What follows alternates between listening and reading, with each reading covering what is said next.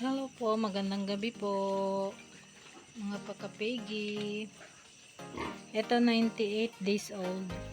Ito po yung mga fattening ko. Yung isa po yung may los-los. Hindi po siya kumain ngayon maghapon. Siguro yung sa los-los niya hindi pa po nagbabawas kasi busog na busog to kahapon. Kaya siguro may dinaramdam siya.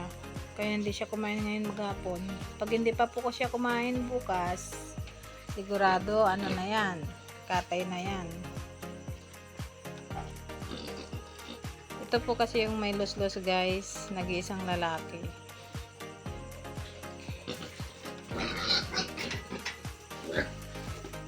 Itong apat na to puro babae na siya. Ito po yung pinakamaliit dati guys. 97 days old po nila ngayon. 98 days old po nila ngayon.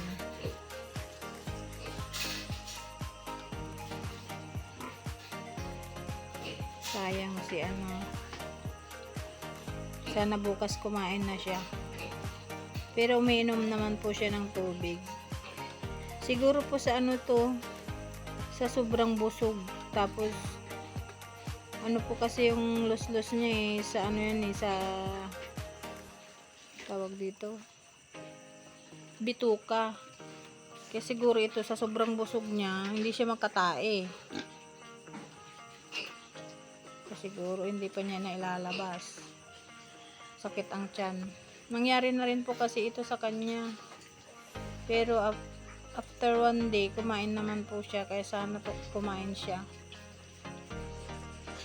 Ngayon naman po guys, 7 heads, 21 days old sila.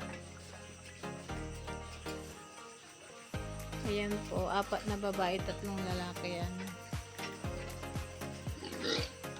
Aalagaan ko lang po yan kasi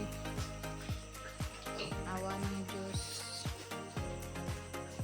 Ano, baka mahal pa ang live weight para makabawi-bawi po. Anak po yan ni RC, 7 heads. Yung dalawa pong yun, saka yan, buntis na po yan. No, March, April. 1 month po nila mahigit. Pero halata na po yung kanilang ang tiyan nila. At saka buhay na po yung kanilang dede. Kaya confirm po yan na buntis na. Awa po ng Diyos. Ang delivery month nila is July, August ang walay, September. Tamang-tama po yan guys sa December. Kung aalagaan po namin, magiging fattening. Magiging ang dispose niyan is December. Awa na po ng Diyos. Sana maging maayos po ang panganganak nila. Para makabawi-bawi naman po tayo guys, kasi malaki-laki rin po yung nalugi sa atin ng panahon ng ASF. Sana makabawi-bawi tayo. Malulusog po sila matatakaw nila. Grower stage na po sila guys. Every month po ako nagpupurga. Minsan po every 2 weeks. Every 2 weeks ko po sila pinupurga.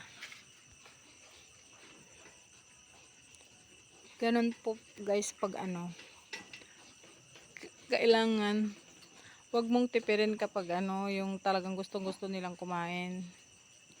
Kasi once na tinitipid mo, syempre titipidin ka nila. Pag ganyan kasi, pag malaki na rin po kasi sila, pag mga abot na sila ng 3 months, ganyan. Pag nakuha na nila yung hustong timbang nila, kukunti na po yung kakainin nila. Malapit na silang i-dispose.